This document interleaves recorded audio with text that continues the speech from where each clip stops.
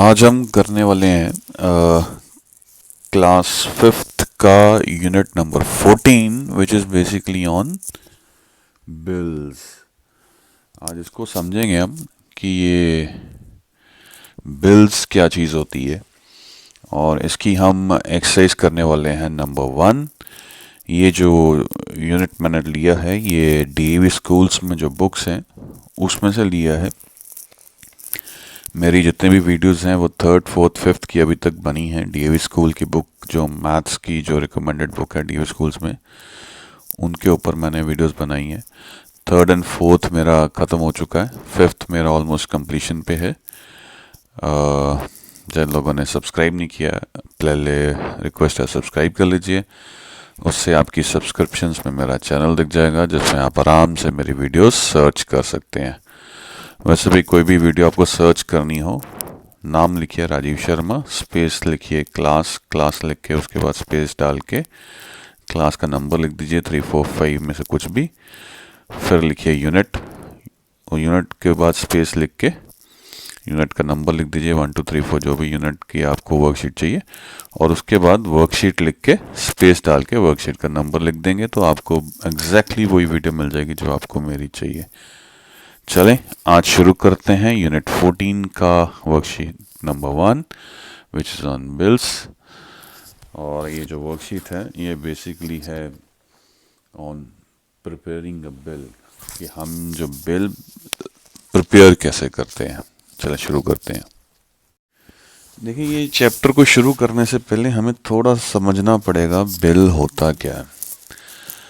हम कोई भी चीज़ खरीदने जब जाते हैं किसी भी शॉप पे, जैसे हम पेन खरीदने गए, हम मोबाइल फ़ोन खरीदने गए, हम फ्रिज खरीदने गए, तो वो जो चीज़ हम खरीद रहे हैं उस ट्रांजैक्शन का एक रिकॉर्ड अगर हमने नोट करके रखना है कि हमें 1 साल बाद भी पता लगे कि हमने क्या खरीदा था, हमने किस प्राइस पे खरीदा था, किस शॉप से खरीदा था। ये तो हुआ आपके पॉइंट ऑफ व्यू से।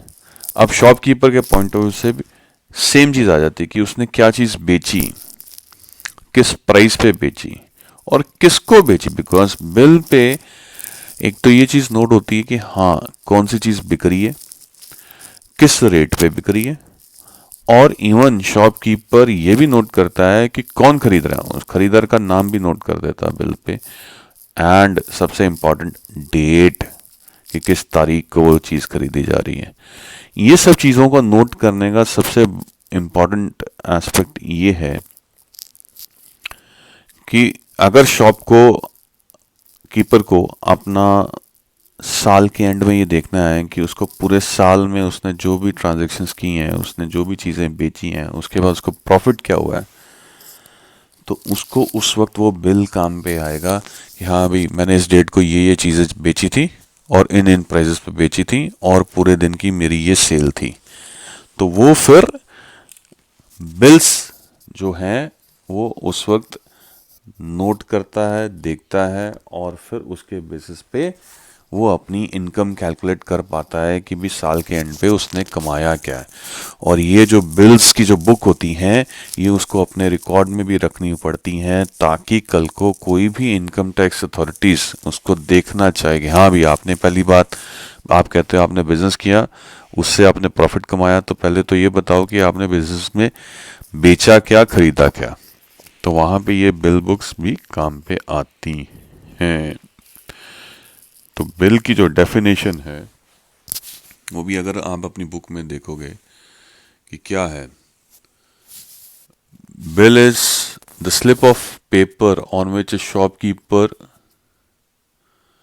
notes down the requirement of a customer and calculate the total cost of items purchased is called a bill।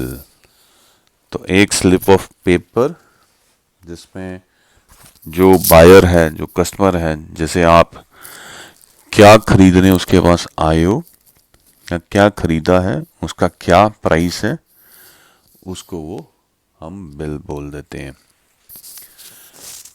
तो अब तो ये हो गई डेफिनेशन। अब हम करते हैं एक्सरसाइज नंबर 1।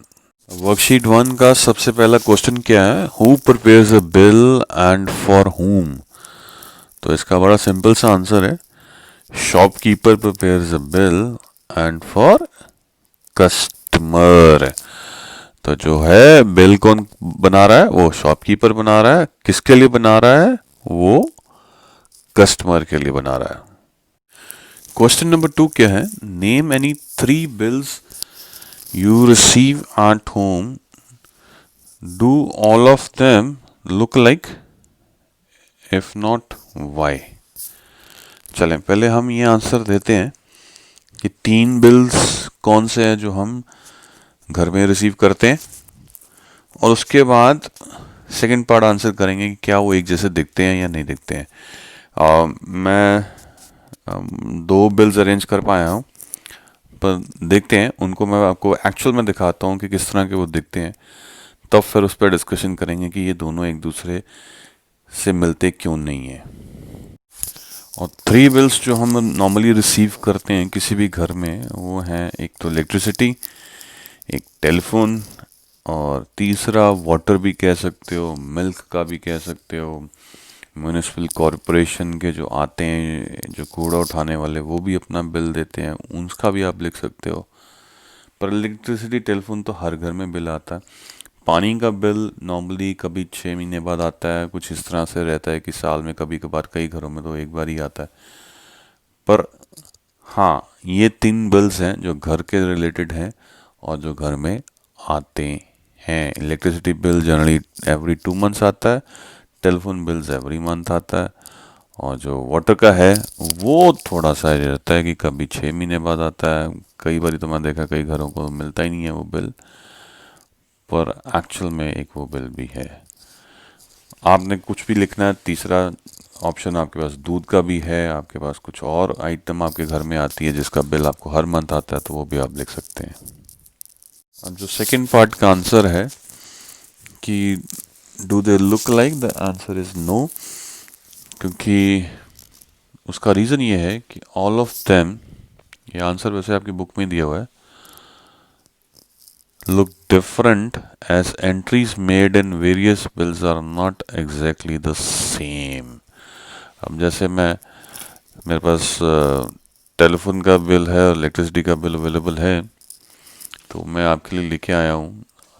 तो उसमें देखेंगे तो रिक्वायरमेंट्स जो बिल बनाने की है दोनों की अलग अलग हो जाती है। अब जैसे टेलीफोन का बिल है, उसमें ज़्यादा ये कंसर्न रहता है कि भाई पिछला कोई अमाउंट ड्यू था, क्या आपने वो पे किया नहीं किया, और अगर कोई एडजस्टमेंट्स हैं और करंट चार्जेस क्या हैं वो वगैरह डिटेल बना के वो आपको बिल आ जाता है। पर अब यही अगर हम आ जाएं इलेक्ट्रिसिटी बिल में, तो उसमें इंफॉर्मेशन डिफरेंट हो जाती है। उसमें ज़्यादातर इंफॉर्मेशन आती है रीडिंग्स की, कि पिछली रीडिंग क्या थी, आज की डेट की रीडिंग क्या है। तो ऑब्वियसली मीटर जो है, जैसे जैसे आप इलेक्ट्रिसिटी यूज़ करते जाते हो, मीटर की रीडिंग बढ़ती जाती है। तो फिर जो है करंट रीडिंग में से हम प्रीवियस रीडिंग माइनस कर लेते हैं, तो उसके बाद हमें पता चल जाता है कि आपने इस पर्टिकुलर मंथ में या इस पर्टिकुलर पीरियड में कितनी यूनिट्स जो है इलेक्ट्रिसिटी के कंज्यूम किए। उसके बेसिस पे फिर ये बिल बनता है। वेराज जो है टेलीफोन का बिल, वो आपकी करंट जो यूजेज होती है, आपने जो करंटली इस मंथ में आपने यूज़ किया टेलीफोन, उसके बेस पे बन जाता है। तो इसीलिए ये बिल्स जो हैं अलग अलग दिखते हैं, बिकॉज इनकी रिक्वायरमेंट्स अलग अलग हैं। चलिए हम क्वेश्चन नंबर 3 करते हैं। अब क्वेश्चन नंबर 3 क्या है, right 3 uses of A bill. ये जो क्वेश्चन का जो आंसर है ये भी आप ही की बुक में दिया हुआ है।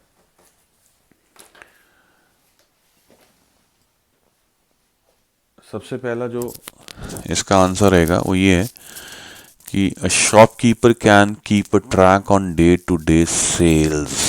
ये मैंने आपकी जब इंट्रोडक्शन मैंने ये की थी चैप्टर की, तब भी बताया था कि जो शॉपकीपर है उसने अगर साल के एंड में नोट करना है कि भाई उसको कितना प्रॉफिट हुआ पूरे साल में, कितना लॉस हुआ, और फिर उसका कितना टैक्स बनता है जो उसको पे करना है, वो सब की कैलकुलेशन में ये बिल्स काम में आते हैं। आप जब एक ट्रांजैक्शन करते हो, कुछ बेचते हो, आप एक नोट करते हो पेपर पे, और उस पेपर को, एक पेपर तो चला जाता है कस्टमर के पास, एक पेपर जो है उसकी कॉपी जो रहती है वो डीलर के पास भी रहती है, या जो शॉपकीपर उसके पास भी रहती है। तो उसके बेसिस पे वो अपने पूरे दिन की सेल्स देखता है, नोट कर लेता है कि पूरे दिन में कितनी सेल हुई, और फिर साल के एंड में वो कैलकुलेट कर लेता है कितना उसका प्रॉफिट हुआ, कितना लॉस हुआ। और ये जो बिल्स जो होते हैं, ये उनको रखने भी पड़ते हैं एज अ रिकॉर्ड, ताकि कल को कोई भी इनकम टैक्स अथॉरिटीज़ या सेल्स टैक्स, अब तो सेल्स टैक्स ख़त्म हो गया, जीएसटी आ गया, जीएसटी अथॉरिटीज़ देखना चाहें कि हाँ जी आपने जो है कितना टैक्स काटा और कितना हमें गवर्नमेंट को पे किया, वो आपस में मैच करता है कि नहीं करता, तो उस पर्पज़ के लिए भी इनको ये रखने पड़ते हैं। सेकेंड बेनिफिट क्या है? The customer can cross check the price of items purchased and their total cost. तो कस्टमर के पास भी जब वो बिल आता है हाथ में, तो वो टोटल कर सकता है कि हाँ भी आप जो शॉपकीपर पैसे मांग रहा है वो ठीक मांग रहा है, कैलकुलेशन में कोई गड़बड़ तो नहीं है। क्योंकि जैसे हम ग्रॉसरी खरीदने जाते हैं डी मार्ट में, तो ये हम बहुत सारी चीज़ें खरीद के लाते हैं, तो अगर जब वो बिल पे नोट होती जाती हैं एक एक करके, तो आप क्रॉस चेक कर सकते हो कि हाँ भी हमने 10 आइटम्स ली थी, बिल 10 आइटम्स का ही बना है, और उनकी जो कैलकुलेशन है वो ठीक हुई है, उनका टोटल ठीक हुआ है, तो फिर हम उसकी पेमेंट उनको कर देते हैं। तो बिल का ये बेनिफिट भी रहता है कि आप कितनी चीज़ें आपने उठाई, खरीदी, क्या वो फाइनली आपको उतनी मिल रही हैं नहीं मिल रही हैं, ये भी उसमें से कस्टमर को पता चल जाता है। और जो थर्ड बेनिफिट है, in case of any problem the customer can exchange the item easily by showing the bill. इन चीज़ों का बेनिफिट होता है जो महंगी चीज़ें हम खरीदते हैं, जैसे टेलीफोन हो गया, फ्रिज हो गया, टीवी हो गया, उनमें गारंटी पीरियड भी होता है 1 1 साल का, 2 2 साल का। तो जब हम उन चीज़ों को खरीदते हैं, जब हम वो बिल लेते हैं डीलर से या शॉपकीपर से, तो मान लीजिए 6 महीने बाद अगर उसमें कोई प्रॉब्लम आ गई, तो हम उस कंपनी को दिखा सकते हैं कि जी इस डेट को हमने ये सामान खरीदा था और ये उसका प्रूफ है, इस प्राइस पे खरीदा था, उसमें डेट भी दी होती है, और कौन सी शॉप से खरीदा था उस शॉप का नाम भी उस बिल पे होता है। तो उस वक्त वो अगर गारंटी पीरियड में चीज़ होती है तो वो कंपनी आपकी यहाँ तो ठीक करके देती है, यहाँ रिप्लेस करती है। पर अगर ये बिल ही ना हो, तो फिर कंपनी को कैसे पता लगेगा कि आपने कौन सी चीज़ कब खरीदी थी? तो ये भी एक बहुत बड़ा बेनिफिट जो है बिल का होता है। तो ये 3 बेनिफिट्स हैं, ये आपकी बुक में आंसर दिया हुआ है, वो आप नोट कर सकते हैं, लिख सकते हैं। क्वेश्चन नंबर 4 क्या है? Mister Kumar bought the following items from toys corner, Kamla Nagar, Delhi. एक दुकान का नाम दिया हुआ है, वहाँ से मिस्टर कुमार ने फॉलोइंग आइटम्स खरीदी ऑन 13th March 2018। इसमें दुकान का नाम भी आ गया, इसमें जो कस्टमर है उनका नाम भी आ गया, और इसमें डेट भी आ गई। अब हमारे को बोला गया है prepare a bill for these items. अब हमें बिल बनाना है, किन आइटम्स का बनाना है? 1 teddy bear at 75 per piece, 3 toy cars at ₹45.50 per car, 2 building blocks at ₹36 per block, 1 jigsaw puzzle for 85.50। तो चलें अब ये बिल बनाते हैं, शुरू करते हैं बिल बनाना। अब चलें, मैंने थोड़ा सा बिल तैयार कर लिया है, अब बाकी जो है वो आपको साथ के साथ मैं दिखाता हूँ कि कैसे ये बिल बनेगा। देखिए, हमें दुकान का नाम दिया गया था टॉयज कॉर्नर, और साथ में उसका एड्रेस भी दिया गया था, और एड्रेस क्या था? कमला नगर। तो टॉयज कॉर्नर जो है दुकान का नाम आ गया, उसके नीचे उसका जो है एड्रेस आ जाएगा, दिल्ली,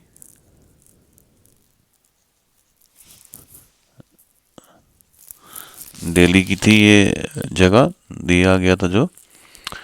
और इसमें अब आ जाएगी डेट, किस जगह पे किस दिन को ट्रांजैक्शन हुई थी? That was 13th March 2018। 13 मार्च 2018, ये थी ट्रांजैक्शन की डेट, ये यहाँ पे आ जाएगी। वैसे एक चीज़ मैंने इसमें मिस कर दी है, मैंने कस्टमर का जो नाम है उसको लिखने की जगह छोड़ दी, नहीं दी है। वो अब आपकी मर्ज़ी है कि आप इसमें देना चाहते हो कि नहीं देना चाहते हो। कई शॉपकीपर्स रखते हैं जगह, पर आइडली बिल में ये जगह होनी ज़रूरी है कि किस कस्टमर को ये सामान बिका है। और चूंकि आपकी बुक में ये नहीं दिया हुआ है तो इसलिए मैं फिर इसको इंक्लूड नहीं कर रहा हूँ। पर ideally that should also be part of this bill कि कस्टमर का नेम जो है वो भी लिखा जाना चाहिए था। चलें अभी आइटम्स लिखना शुरू करते हैं। सबसे पहली आइटम क्या थी? 1 teddy bear eight 75 per piece. तो पहली आइटम क्या थी? Teddy bear. तो वो आइटम में टेडी बियर, और ये कितना खरीदा गया था? एक, क्वांटिटी एक थी। किस रेट पे खरीदा गया था? 75 पर पीस। तो अमाउंट कितना बन जाएगा? 75 into 1, rate into quantity will be the amount, तो ये आ जाएगा 75। अब आ जाते हैं आइटम नंबर 2 पे। आइटम नंबर 2 क्या थी? Toy cars. तो आइटम नंबर 2 क्या है? Toy cars. ये थोड़ा सा गंदा हो गया है, इसको ठीक तरह से लिख लेते हैं। टॉय, मैंने पहले टॉयज लिख दिया था, ये टॉय है, टॉय कार। और कितनी ली है? 3 टॉय कार्स। और ये किस प्राइस पे या किस रेट पे ली गई हैं? ये ली गई हैं 45.50 पे। अब अमाउंट कितना बन जाएगा? 3 को मल्टीप्लाई करें विद 45.50, तो अब ये कितना बन जाएगा? 3 0 0, 3 5 15, 1 कैरी, यहाँ पे डेसिमल आ जाएगा। 3 5 15 प्लस 1 16 एंड 3 4 12, तो ये बन गया 126.50 अमाउंट। अब इसके बाद क्या है? उसने खरीदे थे 2 बिल्डिंग ब्लॉक्स। अब बिल्डिंग ब्लॉक्स लिखने के लिए जगह नहीं है तो मैं BB शॉर्ट फॉर्म में लिख रहा हूँ। आप इसमें बिल्डिंग ब्लॉक पूरा लिख सकते हैं, आपकी बुक में जगह आराम से मिल जाएगी। तो कितने खरीदे थे? Quantity was 2। किस रेट पे खरीदे गए हैं? ₹36 पर ब्लॉक। तो अमाउंट कितना बन गया? 72। अब इसके बाद फोर्थ आइटम क्या है? 1 जिगसॉ पजल। अब उसने क्या खरीदा है? Jigsaw puzzle. तो फोर्थ आइटम क्या है? Jigsaw puzzle. ठीक है जी। कितनी खरीदी? एक खरीदी। और किस रेट पे खरीदी है? 85.50। अब इसका अमाउंट कितना बन जाएगा? ये 1 इंटू 85.50, 85.50। अब इसके बाद इसका हम टोटल लगा देंगे। अब इसमें मैंने एक छोटी सी जो मिस्टेक की है कि जो ये प्राइस है ना, इसको मैंने ठीक तरह से नहीं लिखा। आपने ऐसे नहीं करना है। ये जो अमाउंट है ये बिल्कुल एक दूसरे के नीचे आनी चाहिए, वरना ये आपकी टोटलिंग में आप गलती करेंगे। तो दोबारा से लिख रहा हूँ। 75 ये बना था 126.50, ये बन गया था 72 और ये बना 85.50। अब इसको आप टोटल करिए तो क्या बन जाएगा? 0 0, 5 प्लस 5 10, 0 1 कैरी। अब ये 1 यहाँ पे लिखना नहीं है, ये ध्यान रख लेना, ये सिर्फ आपके अपने दिमाग में रखना है। 1 plus 5 6, 6 plus 6 12, 12 plus 2 14 plus 5 19, 1 carry. 7 plus 1 8, 8 plus 2 10, 10 plus 7 17 and plus 8 25, 2 carry, 2 plus 1 3। तो ये बन जाएगा आपका टोटल। तो इस तरह से बनेगा आपका ये बिल। तो ये हो गया क्वेश्चन नंबर 4। लास्ट क्वेश्चन क्या है, Mrs Kiran purchase the following items from new style garment store Karol Bagh daily on 7 सितंबर 2018। अब क्या क्या आइटम्स उन्होंने खरीदी हैं, 2 फ्रॉक्स एट ₹255.50 पर फ्रॉक, मतलब एक फ्रॉक की कॉस्ट थी 255.50 और खरीदी उन्होंने कितनी, 2। और उसके अलावा उन्होंने क्या खरीदा, 1 सलवार कमीज फॉर ₹325। उसके बाद उन्होंने क्या खरीदा, 3 शर्ट्स एट 125.50 पर शर्ट, मतलब 3 शर्ट्स खरीदी जिनमें से एक शर्ट का जो प्राइस था वो 125.50 था। और लास्ट में उन्होंने क्या खरीदा, 4 नाइट गाउन्स एट 105.50 पर गाउन। क्वेश्चन क्या है, Mrs Kiran gives the shopkeeper ₹1700, how much balance does she get back. अब अगर मिसेस किरण ने 1700 रुपये उस शॉपकीपर को दिए हैं तो अब शॉपकीपर उनको वापस कितने करेगा, तो उसके लिए हमें क्या करना है, हमें टोटल अमाउंट कैलकुलेट करनी है। जैसे इस बिल में हर आइटम्स की डिटेल नोट करने के बाद टोटल अमाउंट कैलकुलेट हुई थी। अब इसमें एक तरीका तो ये है कि भी आप एक बिल दोबारा से बना लो और फिर कर लो, पर मैं खैर पूरा बिल नहीं बनाऊंगा, मैं सिर्फ ये वाला पोर्शन जो बिल का है वो बनाऊंगा। तो फिर हम उसके बाद टोटल कैलकुलेट करते हैं क्या बनता है और फिर देखेंगे कि 1700 में से किरण को, मिसेस किरण को कितना वापस आता है। क्योंकि इस क्वेश्चन में ये नहीं कहा गया कि आप बिल बनाओ, तो मैं सिर्फ ये वाला जो पोर्शन है सिर्फ इतना ही बनाऊंगा। अब जो पहली आइटम थी वो क्या थी,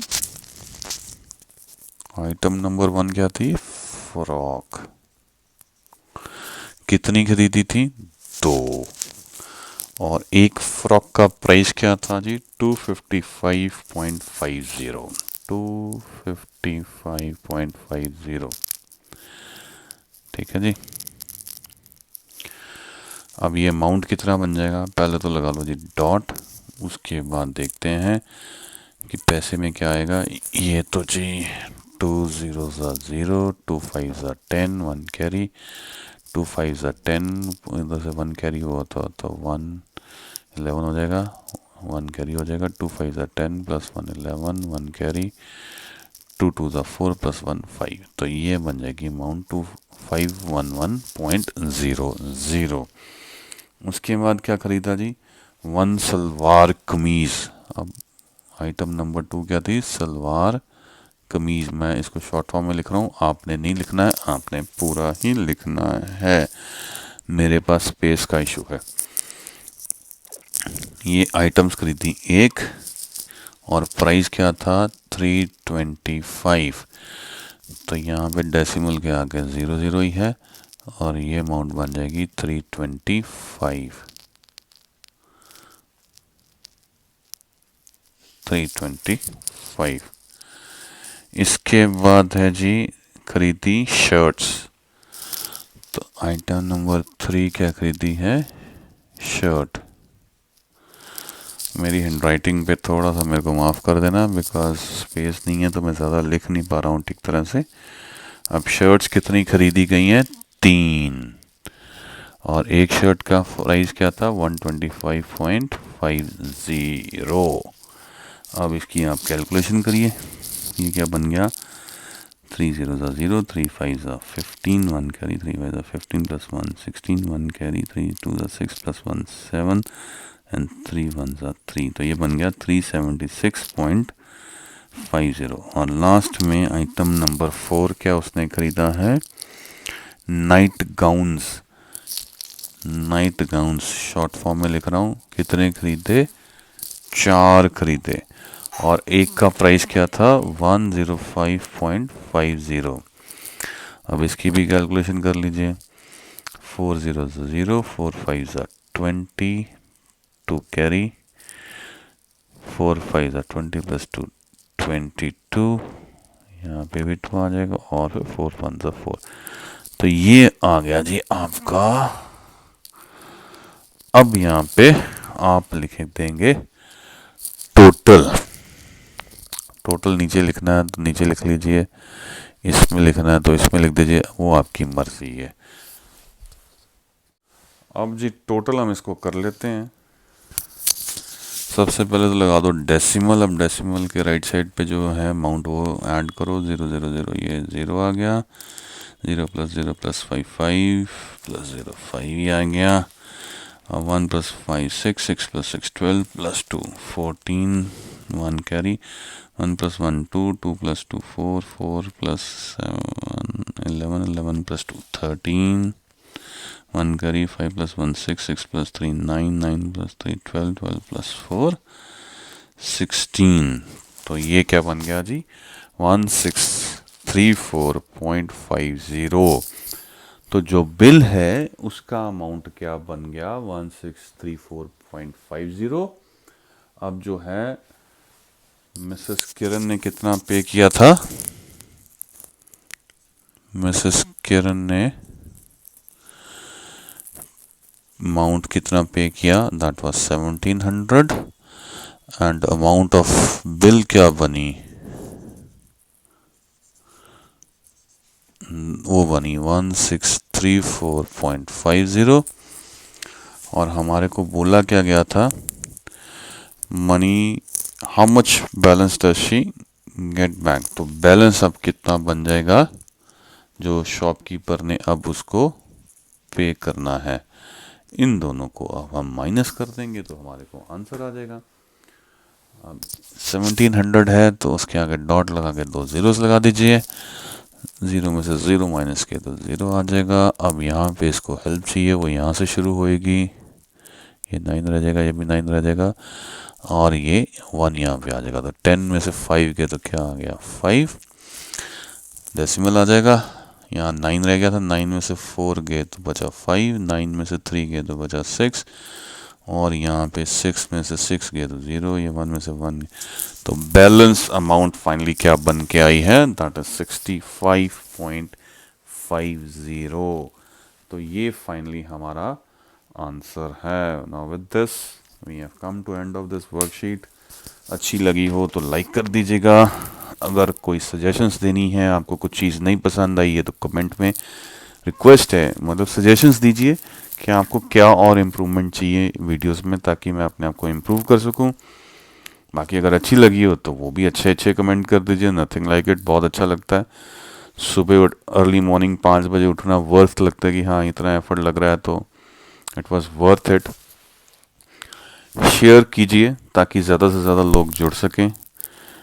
एंड उसके लिए आपको जो वीडियो दी गई है उसके नीचे शेयर का ऑप्शन है, व्हाट्सएप के थ्रू आप लिंक को शेयर कर सकते हैं। एंड एट द एंड जो मैं हमेशा ही बोलता हूँ, thanks for watching till the end, thank you very much.